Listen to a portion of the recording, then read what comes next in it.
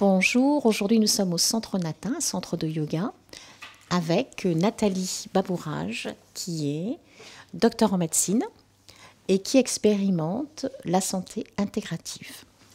Alors, est-ce que tu peux nous parler un petit peu de ton expérimentation et nous dire un peu qui tu es?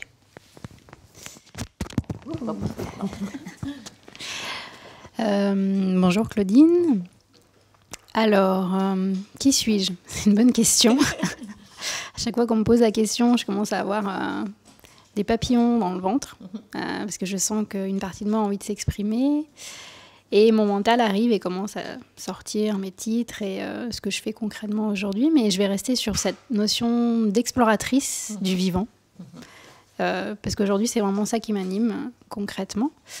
Après, pour définir un peu plus ce concept d'expérimentatrice, d'exploratrice, de passionnée du vivant, on va dire que j'ai commencé avec une carrière de médecin, on va dire conventionnel, où j'ai fait mes études dans une fac de médecine à Montpellier, et ensuite j'ai voulu monter à la capitale, et là j'ai eu un poste de médecin de prévention chez les pompiers de Paris. Donc ça a été 5 ans de médecin militaire. Et puis à un moment donné, je me suis rendu compte que derrière le mot prévention, derrière le mot santé, il me manquait beaucoup de choses dans mon parcours médical classique.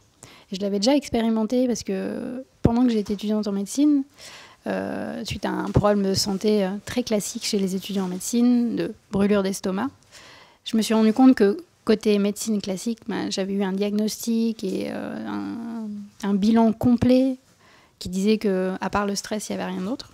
Pourtant, je prenais 3 médicaments par jour, je dormais plus depuis 6 mois, enfin ça allait très mal. Et là, je me suis dit, mais qu'est-ce que je peux faire pour essayer de comprendre mon corps? Qu'est-ce qu'il est en train de me dire? Et là, je me suis rappelée de mes grands-parents.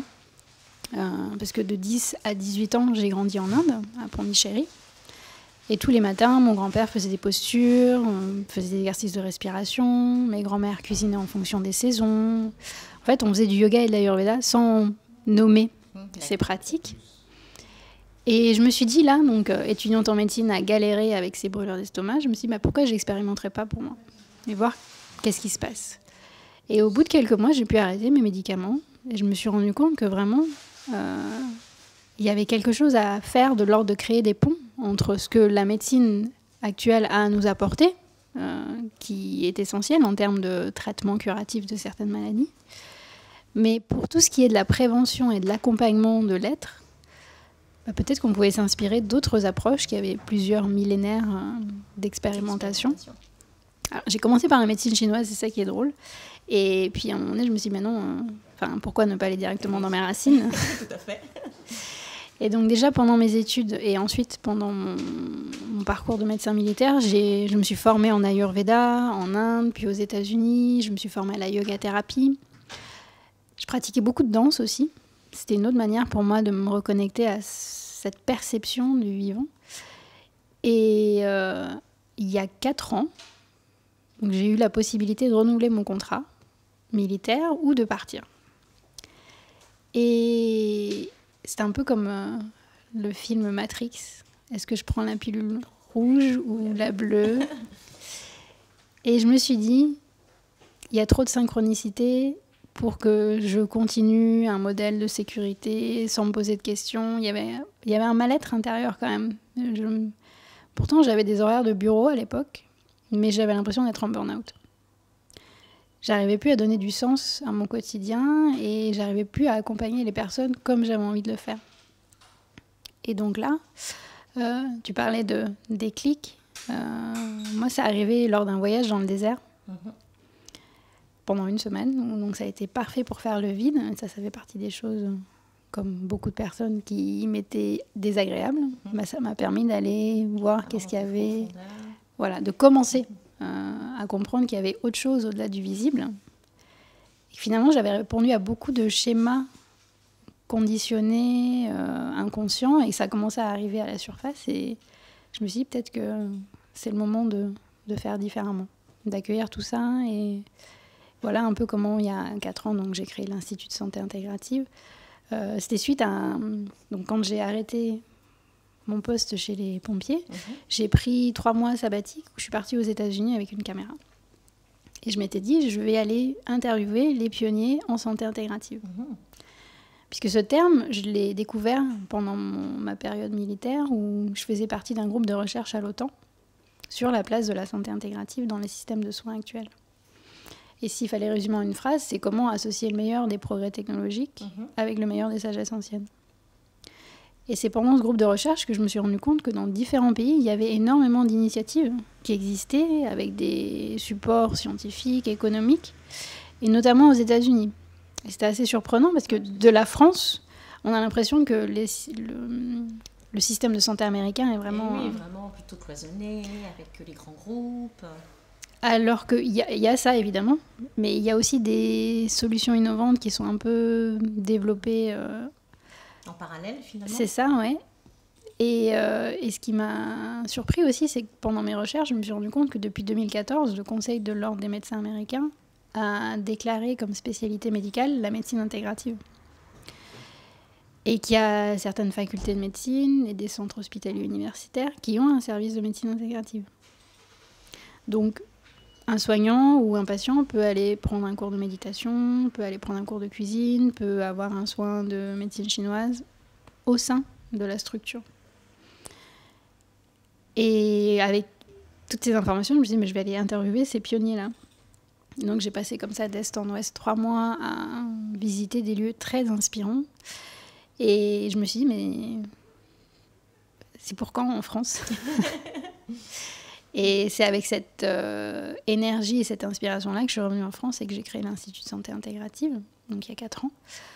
Initialement, j'étais encore finalement dans des conditionnements anciens et j'imaginais un centre de médecine intégrative dans Paris pour pouvoir proposer des consultations avec différents intervenants.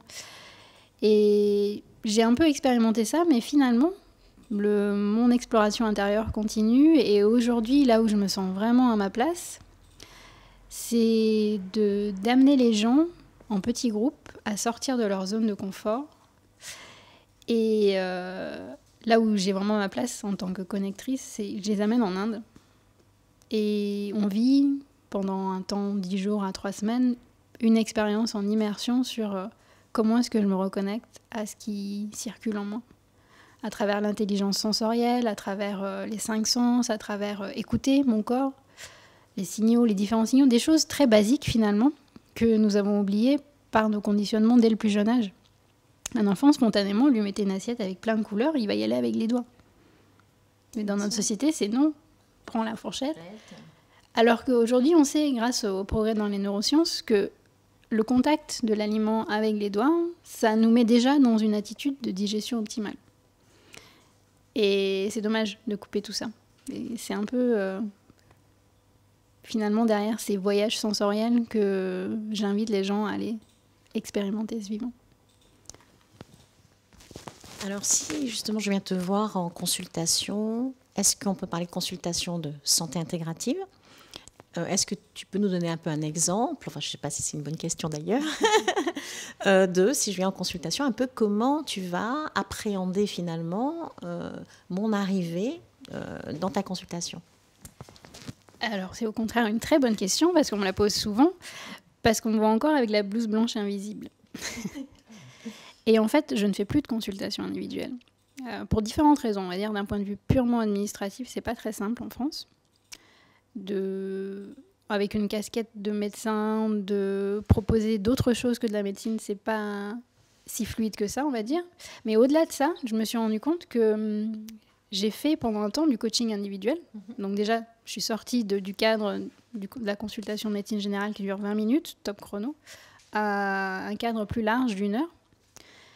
Mais malgré tout, j'ai été très frustrée de voir que les gens, quand ils viennent en individuel, on prend un temps, je leur propose un temps de relaxation pour revenir vraiment à leur ressenti et puis pour me partager donc, ce qu'ils viennent chercher. Et l'heure se passait super bien, mais une fois qu'on a fait ça, la personne repart chez elle et elle re-rentre dans sa boucle. Après, elle a beau revenir, on a beau se voir en entretien. Je me suis rendu compte qu'il y a une partie de moi, encore une fois, qui n'était pas complètement nourrie. Et que ma place, elle était vraiment dans la magie du groupe, en fait. On parlait d'intelligence collective tout à l'heure. Et pour moi, il y a quelque chose d'essentiel dans le prendre soin de soi, qui est comment est-ce que l'autre, quand il va me parler de son histoire, ça va résonner en moi. Et qu'est-ce que finalement, en tant que posture d'écoutant, ça va me guérir une partie de moi aussi. Et cette intelligence du groupe, c'est vraiment ça qui me nourrit aujourd'hui. Et c'est toute la magie qui se passe entre le lieu, les personnes qui sont présentes, et comment on va explorer des outils. Alors moi, je m'inspire de l'Ayurveda, de la danse et du yoga, mais je pense que c'est vraiment possible avec divers outils. Qu'est-ce qui va faire que tous les ingrédients vont être là pour que, tac, il y ait la transformation. Il y a les prises de conscience et que la personne puisse repartir avec ça, ce vécu, de nouveau chez elle. Donc en fait, si tu venais comme ça, tu viendrais plutôt à un de mes ateliers à Paris. J'aime beaucoup le thème de la nourriture. Parce que j'interviens en entreprise et souvent on me dit oui mais votre programme est super intéressant mais on n'a pas le temps. Ouais mais on est obligé de manger. Donc on est obligé de prendre le temps de manger. Donc souvent j'utilise ce prétexte-là, même les gens quand ils ont envie de prendre soin d'eux mais ils me disent mais avec mon emploi du temps c'est pas possible. Je leur dis on va commencer par la nourriture parce que ça c'est un basique, c'est un besoin primaire. Mais il est aussi connecté à d'autres besoins plus profonds donc ça va être le prétexte. Et donc, ça va être peut-être autour d'un cours de cuisine que tu viendrais, qu'on discuterait, qu'on expérimenterait. Et s'il y a quelque chose qui parle en toi et que, je sais pas, tu as une affinité pour l'Inde, c'est comme ça qu'on vivrait l'expérience de la santé intégrative ensemble. Alors, en fait, c'est un peu... Tu poses un cadre dans lequel tu te sens bien pour que, finalement, les personnes qui viennent te rencontrer puissent aussi... ressentir en fait un peu mieux leurs émotions, ressentir surtout comment on peut dire ça, leurs sensations, se reconnecter en fait à l'intérieur pour que toute seule après elles puissent continuer aussi à, je dirais, à pousser comme les plantes. C'est un peu ça. Ouais. Il y a vraiment cette notion d'empowerment. Alors évidemment c'est le terme anglais. Quand on cherche en français empuissantement, c'est pas encore courant en France, mais c'est la notion d'autonomie, pour moi, elle est indispensable. Ce qui ne veut pas dire qu'à un instant T, tu aies besoin d'un thérapeute ou d'un médecin pour, évidemment, t'accompagner, mais c'est aussi créer cette reconnexion à toi. Ouais. Et voir que tu as toutes les ressources en toi. C'est juste que les choses de la vie ont fait que tu t'es éloigné, et comment est-ce que je peux revenir avec des pratiques toutes simples, et en incluant cette notion de plaisir aussi. Parce qu'une des choses que j'ai constatées, maintenant que je baigne depuis une dizaine d'années dans cet univers entre médecine conventionnelle et thérapie alternative et complémentaire, c'est qu'il n'y a pas un méchant ou un gentil. Souvent, les gens viennent quand ils ont traversé une maladie grave ou une maladie chronique, il y en a un qui n'est pas gentil et ils veulent chercher des solutions ailleurs. Quelque part, pour moi, c'est sortir aussi de cette dichotomie. C'est chaque approche a des choses à apporter et d'autres... Exactement. Et pour moi, c'est vraiment indispensable. Et ce que j'observe aujourd'hui, malheureusement, même dans l'univers des thérapies alternatives et complémentaires, c'est que parfois, on est dans l'injonction. Il faut faire ci, il faut faire ça, il faut manger ci, il ne faut pas manger ça. Et les gens sont encore plus perdus. On parle vraiment d'infobésité pour moi aujourd'hui. Quand on regarde sur Internet... c'est beaucoup d'informations dans tous les sens. Et les gens sont vraiment perdus. En tout cas, moi, c'est l'un des motifs de rentrer en contact avec moi. Les gens, quand ils m'envoient des mails, ils me disent, voilà, je sais pas quoi faire. On m'a dit de faire ci, mon nature m'a dit de faire ça, mon autre thérapeute m'a dit le contraire, mon médecin m'a dit ci, et qu'est-ce que je fais avec tout ça ? Il y a un de mes enseignants qui était l'ancien collègue de Deepak Chopra aux États-Unis, qui avait une belle manière de définir la santé, qui, moi, me parle vraiment. Il dit, la santé, c'est le retour à la plénitude. C'est comment est-ce que je me reconnecte à toutes les parties de moi à l'intérieur. Et quelque part, mon rôle aujourd'hui, c'est aussi d'aider la personne à comment est-ce qu'elle reconnecte toutes les parties extérieures aussi. Parce que finalement, notre monde intérieur, c'est une projection. Et le risque aujourd'hui, avec la multiplication des différentes approches de thérapie, c'est que les gens se perdent et qu'ils continuent à être en 1000 morceaux. Oui. Et c'est indispensable qu'il y ait quelqu'un ou une structure ou une aide extérieure qui permette de recoller le puzzle. Est-ce qu'on peut parler en fait d'accompagner les personnes vers plus de discernement? Puisque en fait c'est un peu ça, on a tellement d'informations comme tu disais qu'on n'arrive plus à discerner ce qui est bon pour nous, puisque ce qui est bon pour quelqu'un n'est peut-être pas obligatoirement bon pour nous. Donc la difficulté d'accompagner quelqu'un vers plus de discernement, est-ce que c'est un peu ce que tu proposes aussi? Oui, c'est vraiment la notion de discernement et de vigilance et de toujours revenir à soi d'abord. Quand on parle de recettes miracles ou de ça a marché sur un tel, donc vas-y, expérimente. Et quelque part, c'est toi le maître, la maîtresse de la décision. Et il n'y a pas d'erreur, il n'y a pas d'échec. Ça aussi, c'est quelque chose, un constat pour moi qui, enfin, on va dire un point essentiel à poser, c'est que tu vas expérimenter. Et c'est souvent on le voit quand on parle de la petite enfance. Un enfant, pour apprendre à marcher, il faut qu'il tombe. Et là, c'est pareil. Pour apprendre à se reconnecter à cette boussole intérieure, tu vas faire ce qu'on appelle des erreurs, mais pour moi, c'est des expériences. Et le plus important, c'est à chaque fois de te faire ton feedback et de te dire, ok, bon, ça n'a pas marché pour moi, je vais faire autre chose. Ça, c'est vraiment, ça fait partie de ces différentes formes d'intelligence qu'on voit dans les nouvelles pédagogies. C'est pas rester que en mode linéaire et analytique. On en a besoin aussi, mais il y a d'autres manières de se reconnecter à notre corps. On sait aujourd'hui qu'on a un deuxième cerveau qui est le ventre. On dirait qu'il y a même une intelligence du cœur, des émotions. Et c'est en ça que pour moi, il y a aussi l'intégratif, c'est aussi ça. C'est comment j'intègre toutes mes intelligences. Et si on pousse encore un peu plus loin, pour moi, l'intégratif, c'est comment est-ce qu'on redonne du sens à notre vie en incluant tous nos événements de vie, que ce soit la maladie, la mort. On parlait tout à l'heure de spiritualité dans l'univers de la santé. C'est vraiment quel sens je donne à tout ça et comment j'accepte de sortir du monde matériel pur. Parce que finalement, les bases de la médecine conventionnelle, c'est vraiment l'analyse de la matière. Mais on sait aujourd'hui qu'il n'y a pas que ça. Même dans une lecture quantique, il y a du vide, de l'invisible. Et j'ai interviewé beaucoup de scientifiques pendant mon périple aux États-Unis. Des scientifiques, on va dire, intégratifs, justement, qui ont cette conscience qu'on n'est pas que de la matière. Et eux, ils me disaient souvent, mais de prétendre que quelque chose n'est pas scientifiquement prouvé, donc ne pas le faire, c'est pas très humble. Parce que la science d'aujourd'hui, c'est mesurer plein de choses, mais dans le domaine du visible. Oui, du visible, de la matière, du concret. C'est ça. Donc, évidemment qu'on a besoin de preuves scientifiques, mais c'est pas suffisant. Toute cette partie invisible, disons qu'on n'a pas les outils forcément pour les mesurer. Il faut s'y intéresser. Exactement. Et c'est là où après on bute sur un autre problème, une autre question, qui est la question économique. Et là, c'est aussi un sujet qui me passionne dans l'univers de la santé et de la médecine, c'est que tant qu'on reste dans un modèle ancien, d'une économie linéaire, d'une sécurité sociale qui rembourse et qui prend en charge la maladie, quand est-ce qu'on va investir sur la santé ? Très beau mot de la fin en tout cas. Est-ce que tu veux rajouter quelque chose qui te tient à cœur, ou une question que je n'ai pas posée, quelque chose qui t'importe ? C'est plus un partage.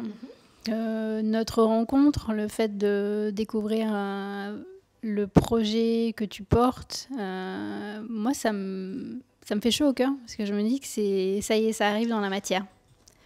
Que des gens qui théoriquement, il y a quelques années, ne se seraient pas rencontrés, commencent à se dire, mais on fait la même chose, avec peut-être une porte d'entrée différente, mais on est tous à se demander comment intégrer la complexité du vivant, remettre de l'humain et du vivant au centre.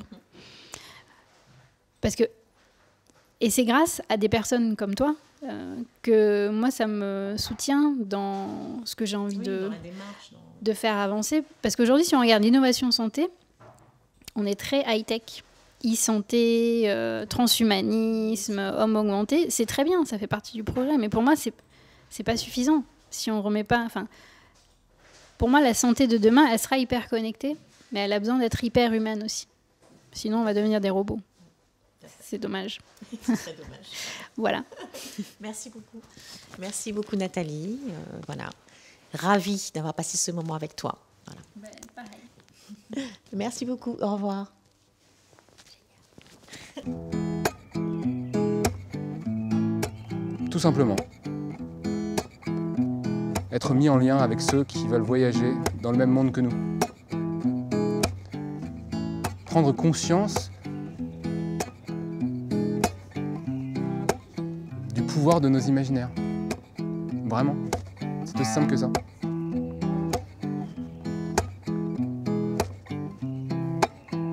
Qu'est-ce que t'en penses? On marche ?